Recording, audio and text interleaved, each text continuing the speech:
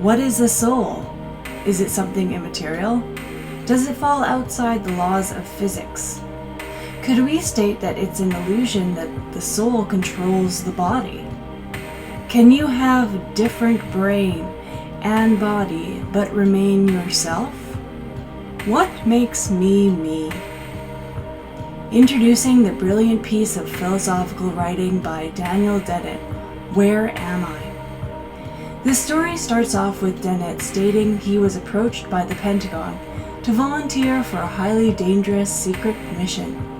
This mission requires pioneering applications of current brain research, and they chose Dennett due to his interest in brains and Faustian curiosity. Now, the device they asked him to recover was radioactive in a new way, which could cause severe abnormalities in certain tissues of the brain. There was no way to shield the brain from these deadly rays, so it had been decided to remove Dennett's brain and leave it behind. It would be kept in a safe place on life support at the Spacecraft Center in Houston and could perform its normal functions by radio links. Here, the Houston brain surgeons exclaim, "Think of it as a mere stretching of the nerves. If your brain were just moved over an inch in your skull, that would not impair or alter your mind." Dennett is then shown around the lab, agrees to the mission, and when surgery day arrives, he is anesthetized. And when he comes out of anesthesia, he looks around and asks, "Where am I?" The nurse replies, "Houston," and they wheel him down to the life support lab to view his brain in the vat. Dennett then says, "Well, here I am sitting on a folding chair, staring through a piece of plate glass at my own brain. But wait, shouldn't I have thought, here I am suspended in a bubbling fluid being stared at by my own eyes?"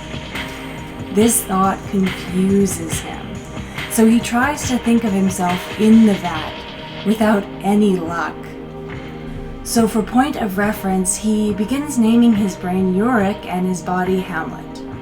After enough time passes, he is ready to take on his subterranean mission. He leaves Houston and heads by helicopter to Tuzla. Dennett is now in two places at once. When he descends down into the earth under Tuzla, Dennett is glad he left Yorick behind because the pointer on the specially built Geiger counter was off the dial.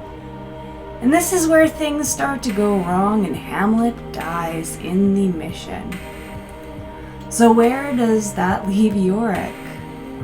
He is left in darkness with only his thoughts for a prolonged time. No adrenaline rush, no heartbeat, no premonitory salivation. Plagued with false hope and phantom body hallucinations. Fired up with philosophical discovery, but also bitter, lonely, and filled with dread and uncertainty. This lasted until technical support sedated him into a dreamless sleep while listening to his favorite recording, Brahms' Piano Trio. The state continued for a year. When Dennett awoke, he found all of his senses restored and was staring into the mirror at an unfamiliar face. He had a new body, and Yorick was safe in Houston. Dennett decided to take Fortinbras, the name given to his new body, to visit Yorick. It is during this visit Dennett discovers a computer had been created, Hubert, where the technicians had succeeded in copying Yorick's brain functional structure. The outputs were identical and synchronous. Upon realizing that his brain had been copied in a computer with an artificial intelligence made from that, the question, "Where am I?" is at the forefront of his mind. And although this story is fictional, It provides a profound look into the soul. So, what are you? Where are you? Who are you? Do you have a soul? What is the soul? Join me next week for the answer.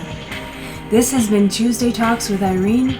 Please join me next week and never be afraid to pursue the why.